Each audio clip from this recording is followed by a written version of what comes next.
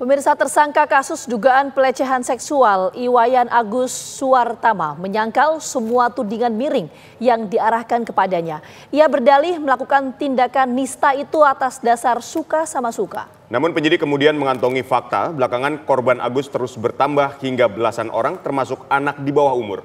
Bagaimana Agus memikat korban-korbannya? Simak selengkapnya dalam Benang Merah, korban Agus bertambah menjadi belasan orang.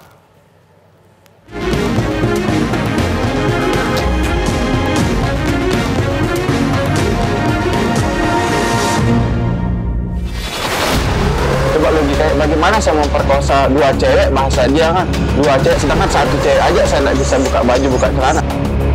Jujur saya merasa tega sekali kayak gini.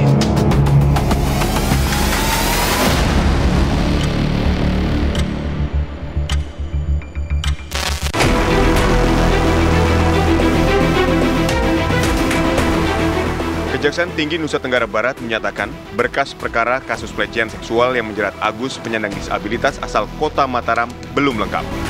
Hasil penelitian berkas perkara menunjukkan adanya kekurangan bukti, sehingga Kejaksaan melalui tim Jaksa Penuntut Umum memberikan petunjuk kepada polisi untuk melengkapi berkas perkara tersebut. Penelitian berkas perkara masih terdapat kekurangan alat bukti, sehingga kami memberikan petunjuk apa yang harus dilengkapi.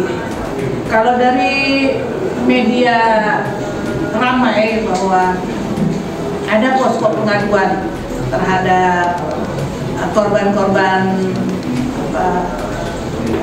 IWAS, itu kurang lebih sudah belasan.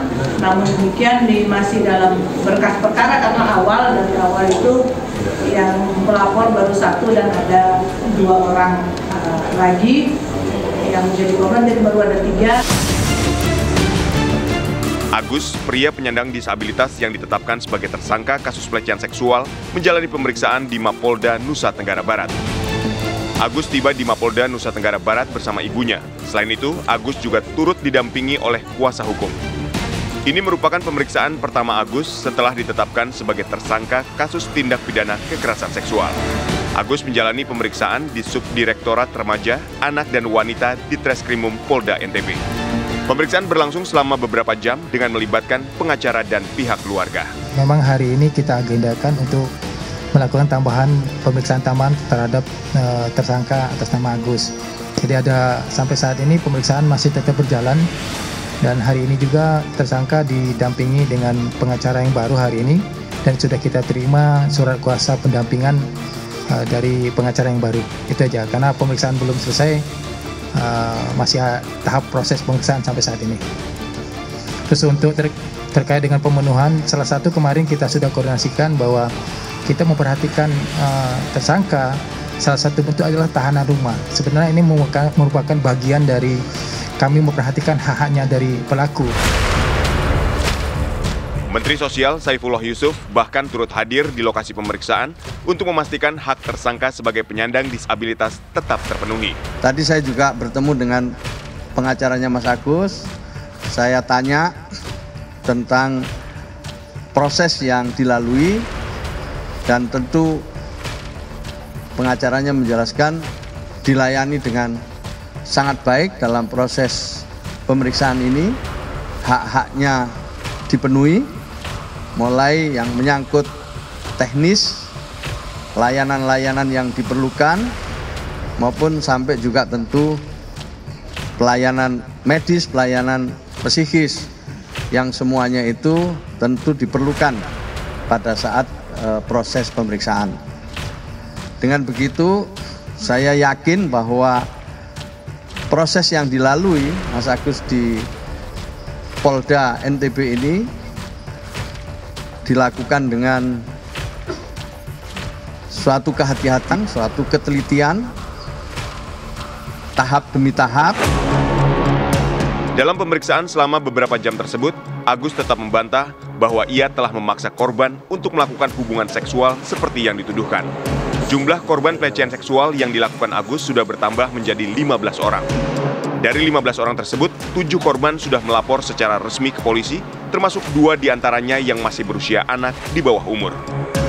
Kasus ini berawal dari laporan seorang mahasiswi yang mengaku menjadi korban pelecehan seksual oleh Agus, pemuda penyandang disabilitas asal Kota Mataram, Nusa Tenggara Barat. Laporan mahasiswi yang mengaku menjadi korban Agus tersebut diterima polisi pada 7 Oktober lalu. Perkembangan penyidikan, karena sudah masuk ke tahap penyidikan terkait dengan kasus ini. Hari kemarin, pertama, satu korban yang menjadi pelapor di dalam berkas perkara ini, ditambah 2 saksi awal, termasuk juga saksi dari teman korban. Ada juga tambahan lagi 2 saksi yang mengalami kasus yang sama, dan alhamdulillah sebenarnya ada 2 lagi yang sudah kita lakukan identifikasi, dan 1 sudah kita lakukan pemeriksaan BAP, pemeriksaan saksi di dalam bentuk berita acara pemeriksaan. Ya, jadi totalnya sebenarnya ada 7 yang sudah kita lakukan pemeriksaan di dalam berkas perkara ini. Selain membuka posko pengaduan terkait kasus dugaan pelecehan seksual yang menjerat Agus, polisi juga bekerja sama dengan Komisi Disabilitas Daerah Nusa Tenggara Barat. Saya sampaikan bahwa sampai hari ini ada penambahan 2 yang menyampaikan ke KDD. Kemudian yang diperiksa juga ada penambahan. Jadi yang kemarin yang diperiksa baru 5. Sampai hari ini yang diperiksa sudah 7. Yang melapor ke yang istilahnya memberikan informasi ke KDD totalnya jadi 15. Kalau asalnya karena ini kan mahasiswi ya, ada yang di Mataram, ada juga yang luar daerah yang kos gitu. Kalau yang anak-anak yang sudah diperiksa Mataram, dua-duanya. Ketua Komisi Disabilitas Daerah NTB, Joko Jumadi mengatakan, jumlah korban Agus bertambah 2 orang, dari sebelumnya 13 orang menjadi 15 orang. 3 orang dari total 15 korban yang melapor adalah anak di bawah umur. 2 dari 3 korban berusia anak tersebut sudah diperiksa. Salah satunya bahkan mengaku berhasil kabur saat hendak dilecehkan oleh pemuda penyandang disabilitas bernama Agus. Setelah kasusnya menjadi polemik, fakta-fakta baru tentang perilaku Agus pun terungkap publik. Mulai dari kesaksian orang-orang yang telah lama mengenal Agus, hingga jejak digital berupa rekaman video ketika Agus berdua dengan seorang anak perempuan yang hanya mengenakan pakaian dalam di sebuah kamar. Saksikan Benang Merah episode selanjutnya, video rekaman saat Agus beraksi. Kita berdua di kamar.